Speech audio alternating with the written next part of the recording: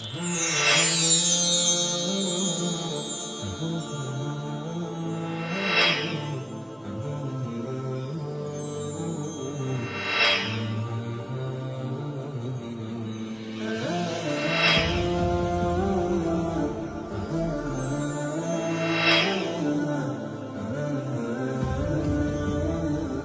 اللہ الرحمن الرحیم۔ فوائد مکیہ کا پہلا باب ہے، 5ویں فصل ہے صفات ممیزہ کے بیان میں، سبق نمبر 21 میں خوش آمدید۔ آج کے سبق کے اندر ہم 10 حروف کے بارے میں پڑھیں گے کہ یہ جو 10 حروف ہیں کن صفات کی وجہ سے ایک دوسرے سے جدا اور ممیز ہوتے ہیں۔ سب سے پہلے ذرا دیکھیں آپ، الف، حمزہ اور ہا، یہ جو 3 حرف ہیں ان تینوں کا مخرج ایک ہے۔ اب ذرا پہلے عبارت دیکھ لیں جس کی تشریح کرتے ہیں۔ اس میں الف ممتاز ہے مدیت میں اور حمزہ ممتاز ہے ہا سے جہر اور شدت میں، باقی صفات میں دونوں متحد ہیں۔ دیکھیں یہ 3 حرف ہیں، الف، حمزہ اور ہا، ان تینوں کا مخرج ایک ہے، تو اس اعتبار سے اگر دیکھا جائے کہ مخرج تینوں کا ایک ہے تو آواز تینوں کی ایک ہونی چاہیے، لیکن آواز ایک نہیں ہے۔ جب آواز ایک نہیں ہے تو کس وجہ سے آواز کے اندر اختلاف آ رہا ہے، وہ حضرت بتا رہے ہیں کہ کس حرف میں کون سی صفت ہے جس کی وجہ سے یہ حرف دوسرے حرف سے جدا ہو رہا ہے۔ تو سب سے پہلے آپ سمجھیں کہ جو الف ہے، الف حمزہ سے جدا ہوتا ہے حمزہ اور ہا سے صفت مدہ میں، یعنی الف میں صفت مدہ ہے، یعنی آپ نے اس کو لمبا کر کے پڑھنا ہوتا ہے، اور یہ جو صفت مدہ ہے یہ حمزہ اور ہا میں نہیں پائی جاتی ہے۔ اسی طریقے سے جو حمزہ ہے یہ ہا سے صفت جہر اور شدت کی وجہ سے الگ ہو رہا ہے، یعنی حمزہ میں صفت جہر ہے اور اسی طریقے سے صفت شدت ہے، لیکن اس کے برعکس جو ہا ہے اس میں صفت ہمس اور صفت رخوت یہ پائی جاتی ہے۔ باقی جو صفات ہیں، آگے حضرت نے فرمایا کہ باقی صفات میں دونوں متحد ہیں۔ کون سی صفات ہیں؟ اس کے علاوہ جو صفات ہیں، مثال کے طور پہ استفعال ہے، انفتاح ہے، اسمات ہے، یہ 3 صفات ایسی ہیں جو اس میں حمزہ میں بھی پائی جاتی ہیں اور ہا میں بھی پائی جاتی ہیں۔ حمزہ اور ہا ان تینوں صفات کے اندر مشترک ہیں، تو اس اعتبار سے آپ نے ان تینوں کے درمیان یہ فرق کرنا ہے۔ باقی اس میں آپ یہاں پر یہ بھی سمجھ لیں کہ جو کہ مصنف رحمۃ اللہ علیہ کے نزدیک ان تینوں کا مخرج ایک ہی ہے، تو اس اعتبار سے مصنف رحمۃ اللہ علیہ نے ان تینوں میں فرق کیا ہے۔ البتہ اگر آپ امام خلیل رحمہ اللہ تعالیٰ کے مذہب کے اوپر اگر آپ دیکھیں تو الف وہ جوف دہن سے ادا ہوتا ہے، یعنی منہ کے پیٹ درمیانی حصے سے ادا ہوتا ہے، اور حمزہ اور ہا یہ اقصی حلق سے ادا ہوتے ہیں، یعنی حلق کے آخری والا حصہ جو سینے کی طرف ہے وہاں سے ادا ہوتے ہیں۔ امام خلیل رحمہ اللہ تعالیٰ کے مذہب کی رو سے الف کو آپ اس فہرست سے نکال کر صرف حمزہ اور ہا ان دونوں کے درمیان جو ممیز صفات ہیں ان میں آپ اس طریقے سے فرق کر سکتے ہیں۔ اس کے بعد آپ آگے دیکھیں، عین اور ہا، ان میں ہمس اور رخاوت ہے، عین میں جہر و توسط، باقی میں اتحاد۔ یہ 2 حرف ہیں، ایک ہے عین اور دوسرا ہے ہا۔ اگر ان کا مخرج کی بات کی جائے تو مخرج ان دونوں کا ایک ہے، وسط حلق، حلق کے درمیانی حصے سے یہ دونوں ادا ہوتے ہیں، لیکن آوازوں کے اندر فرق ہے۔ آواز میں مختلف اختلاف اس وجہ سے ہے کہ جو ہا ہے اس میں صفت ہمس اور رخاوت پائی جاتی ہے، پستی ہوتی ہے آواز میں اور اس کو نرمی سے ادا کیا جاتا ہے، جبکہ اس کے برعکس جو عین ہے اس میں صفت جہر پائی جاتی ہے اور توسط پائی جاتی ہے۔ باقی جو صفات ہیں ان کے درمیان دونوں مشترک ہیں۔ وہ باقی صفات کون سی ہیں؟ ایک ہے استفعال، دوسری ہے انفتاح اور تیسری ہے اسمات۔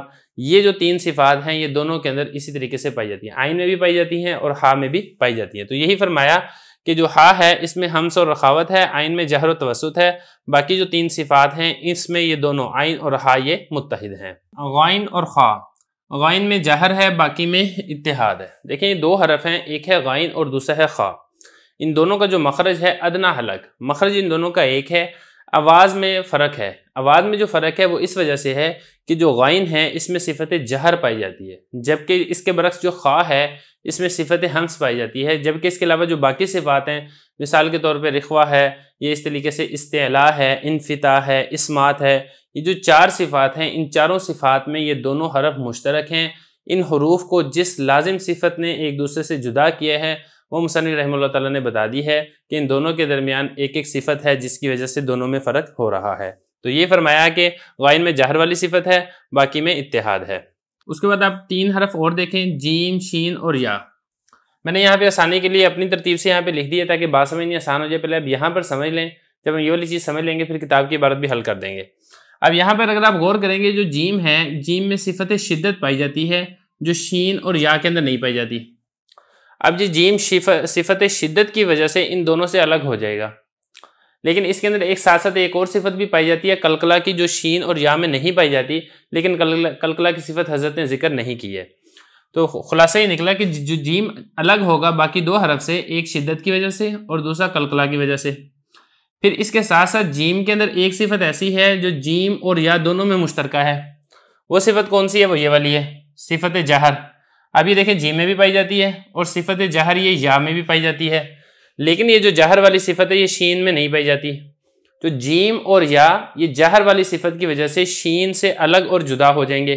اب اسی طریقے سے ایک صفت ایسی ہے جو شین اور یا میں تو پائی جاتی ہے لیکن وہ جیم میں نہیں پائی جاتی، وہ کون سی صفت ہے؟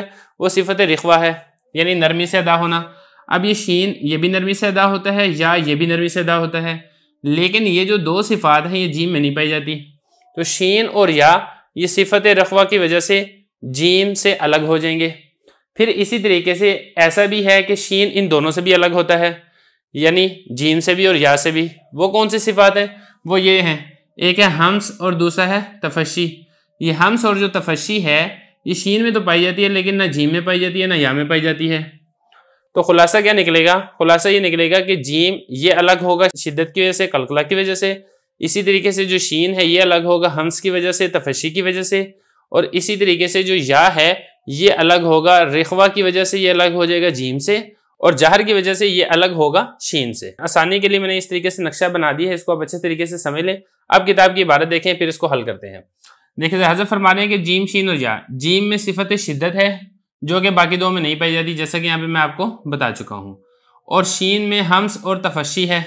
اب یہ دیکھیں ہمس اور تفشی یہ شین میں تو پائی جاتی ہے، نہ جیم میں پائی جاتی ہے نہ یا میں پائی جاتی ہے۔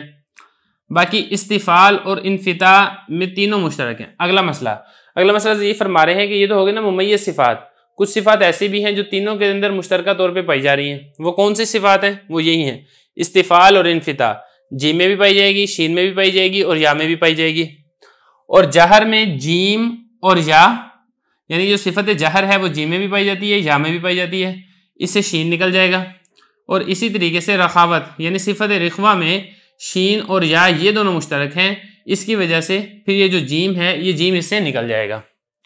تو اس میں ایک چیز آپ نے اور سمجھنی ہے، وہ یہ ہے کہ مصنف رحمۃ اللہ علیہ کے نزدیک جو یا ہے، یا سے مراد یا لین بھی ہو سکتا ہے، یعنی یا ساکن و ماقبل مفتوح ہو، اور اسی طریقے سے یا مدہ بھی ہو سکتا ہے، یعنی یا ساکن و ماقبل مکسور ہو، اور اسی طریقے سے یا متحرک یعنی یا کے اوپر کوئی نہ کوئی حرکت ہے۔ تینوں قسمیں ہی مراد ہیں۔ البتہ اس میں ایک چیز آپ اور سمجھ لیں، اگر یا مدہ ہے تو صفت مدہ کی وجہ سے یہ جیم اور شین سے جدا ہو جائے گی، کیونکہ یہ دونوں مدہ نہیں ہو سکتے ہیں۔ اسی طریقے سے اگر یا لین ہے تو صفت لین کی وجہ سے یہ جیم اور شین سے جدا اور الگ ہو جائے گی۔ تو بہرحال یہ کچھ الفاظ تھے جن کے بارے میں جو الگ الگ صفات تھی وہ ذکر کر دی ہیں۔ اچھا، یہاں پر ایک اعتراض ہوتا ہے، اس اعتراض کا جواب بھی یہاں پہ سمجھ لیں۔ مصنف رحمۃ اللہ علیہ پر ایک بڑا اعتراض یہاں پر یہ ہوتا ہے کہ حضرت نے کسی حرف میں دو یا زیادہ صفات ممیزہ اگر پائی جاتی ہیں تو حضرت نے صرف ایک ذکر کر دیا ہے، تمام کی تمام صفات ممیزہ کو ذکر نہیں کیا ہے۔ اس کی کیا وجہ ہے؟ حالانکہ ان کو چاہیے تو یہ تھا کہ اگر وہ بیان کر رہے ہیں تو ساری کی ساری صفات ممیزہ کو ذکر کر دے۔ تو دیکھیں اس کی دو وجوہات جو میں آپ کے سامنے پیش کر دیتا ہوں وہ یہ ہے کہ ایک صفت ممیز کو بیان کر کے جو باقی ہے وہ طلبہ پر چھوڑ دی ہے، وہ اپنے ذہن کو بروئے کار لیں، کیونکہ جو ہم نے اس سے پہلے والے جو فصل گزری ہے اس کے اندر ساری تفصیل کے ساتھ ذکر کی ہے کہ کس حرف کے اندر کون سی صفت پائی جاتی ہے، تو آپ وہاں سے تلاش کریں اور اپنے ذہن سے سوچ کر غور کر کے ہر حرف کو صفات ممیزہ کی وجہ سے ایک دوسرے سے الگ کر لیں۔ ایک وجہ تو یہ ہے۔ دوسری وجہ یہاں پر ایک اور بھی پائی جاتی ہے، وہ یہ ہے کہ ایک حرف کو دوسرے حرف سے جدا کرنے کے لیے ایک ہی صفت ممیزہ یہ کافی ہے۔ جب آپ نے ایک صفت ممیزہ بیان کر دی ہے تو ہر حرف دوسرے حرف سے جدا اور الگ ہو جائے گا، ساری صفات ممیزہ کو بیان کرنے کی ضرورت نہیں ہے۔ تو بہرحال یہ دو جواب ہیں جس کی وجہ سے حضرت نے ایک ہی صفت کو ذکر کرنے پر اکتفا کیا ہے۔